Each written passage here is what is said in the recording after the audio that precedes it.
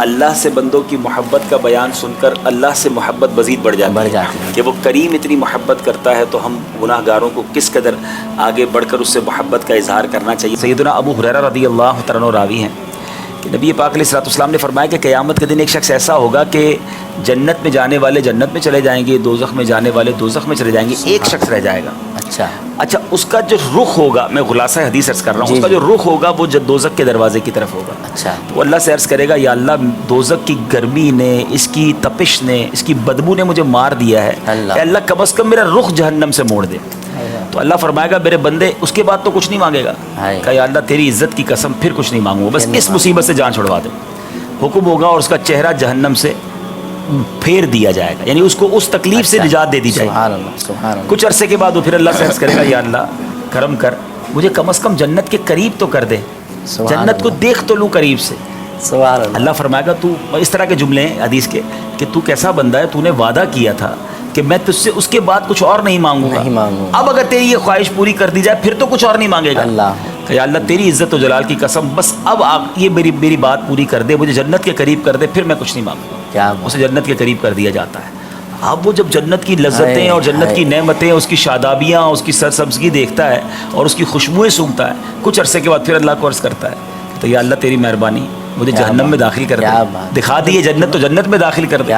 اللہ فرمائے گا تو اتنا وعدہ خلاف ہے، اتنے وعدے کیے تو نے کہا اب اور کچھ نہیں مانگوں گا، پھر مانگ رہا ہے کہ اللہ اپنے بندوں میں سے محروم بندہ مت رکھ، کرم فرما اور مجھے جنت میں داخل کر دے۔ اللہ کی رحمت جوش میں آئے گی، اس کو جنت میں داخل بھی کیا جائے گا، کہا جائے گا مانگ اب اور کیا مانگتا ہے۔ وہ جو مانگے گا، حدیث کے الفاظ ہیں اللہ وہ سب عطا فرمائے گا، فرمایا جتنا تو نے مانگا اتنا اور اس سے 10 گنا تجھے اور دیا جاتا ہے۔ کیسا کریم مولا، یعنی کسی صورت بندے کو بخش دیا جائے، وہ میرا بندہ راضی ہو جائے، وہ بندہ خوش ہو جائے۔ اور اب یہاں یہ بات بھی سیکھنے کو ملی کہ ماں کا بچوں سے پیار، اور اللہ ماں سے 70 گنا زیادہ محبت کرتا ہے۔ تو یہاں محبت الہی کا ایک اور تقاضا ہے پریکٹیکل۔ دیکھیں ایک تو ہم بیان کر رہے ہیں، لوگ جھوم رہے ہوں گے، بہت اچھی بات ہے۔ پریکٹیکل محبت الہی کا تقاضا کیا ہے کہ جو اتنا پیار کرے، اتنی محبت کرے، اتنی شفقت اور اتنی مہربانیاں جس کی، ہمیں اس کی نافرمانی نہیں کرنی چاہیے۔ ہم دنیا میں بھی نہیں کرتے، جو ہمیں بہت خیال رکھتا ہے، کیئرنگ ہوتا ہے، ہم کہتے ہیں سب ناراض ہو جائے، یہ ناراض نہیں ہونا چاہیے، اتنا خیال رکھتا ہے۔ اللہ تو 70 ماؤں سے زیادہ خیال رکھنے والا، پیار کرنے والا، محبت کرنے والا اور عنایتیں عطا کرنے والا ہے، اور بخشش بھی اسی نے کرنی ہے۔ تو اس کی نافرمانی سے کتنا بچنا چاہیے۔ دوسرا پریکٹیکل وہ یہ ہے اللہ کے فیصلوں پر راضی رہنا۔ دیکھیں یہ طے ہے، ہم ساتھوں بیٹھے ہیں، بلکہ مدنی چل کے ناظرین بیٹھے ہیں، میری ماں میرے خلاف فیصلہ نہیں کرے گی، یہ طے ہے۔ میرے والد نے جب بھی کوئی بات کرنی ہے میرے بارے میں، وہ میرے لیے اچھا ہی سوچنا ہے۔ جب میرے ماں باپ میرے لیے اچھا سوچتے ہیں، یہ مجھے یقین ہے، تو میرا خالق وہ میرے بارے میں کیسے غلط فیصلہ فرمائے گا، وہ میرے لیے اچھا ہی فیصلہ فرمائے گا۔ بس مجھے یقین ہونا چاہیے کہ اگر جو میں نے مانگا وہ نہیں ملا، یہ اللہ کی مہربانی تھی، اللہ کی عطا ہے، اس کا فیصلہ ہے، اور میرے لیے یہی بہتر ہوگا۔ میں رو رہا ہوں وہ نہیں دے رہا، یہ بہتر ہوگا۔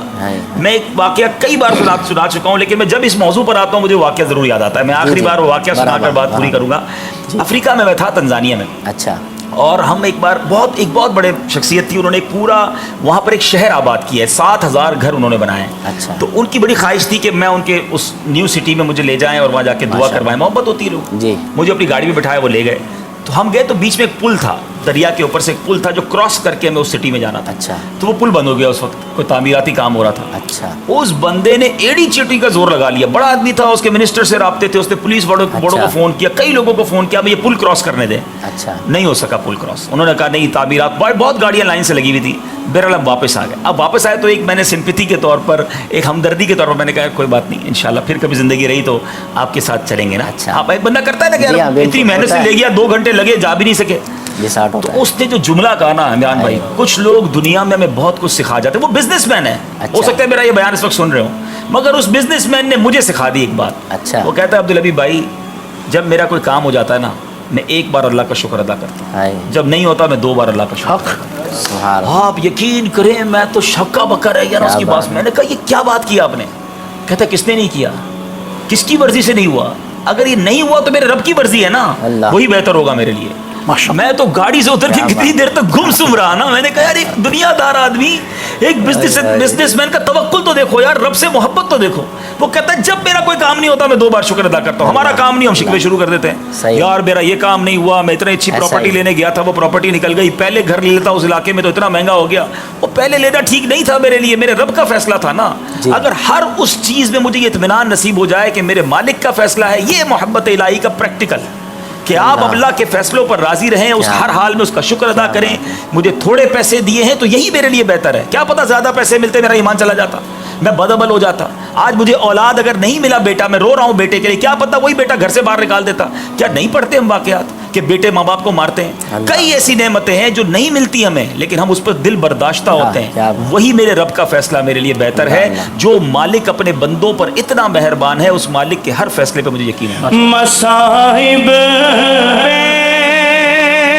کبھی ہر سے شکایت لب پہ مت لانا, وہ کر کے مبتلا بندوں کو اپنے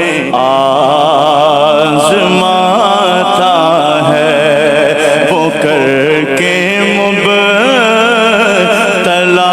بندوں کو اپنے آزماتا ہے. اسی شعر کو اور کنکلوڈ کر دوں کہ شفیق بھائی بھی فرما رہے تھے کہ محبت کے انداز الگ ہوتے ہیں.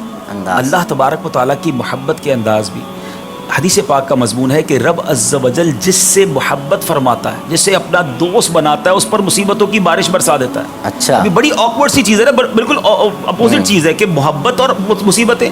اس کی وجہ حدیث پاک میں فرمائی گئی کہ اللہ تبارک و تعالیٰ جس بندے سے محبت فرماتا ہے اس پر مصیبتیں بھیجتا ہے تاکہ وہ صبر کرے, اور مصیبتوں کے صبر کرنے کی برکت سے اس کے گناہ معاف ہو جائیں, اور جب بندہ میرے پاس آئے تو گناہوں سے پاک ہو کر.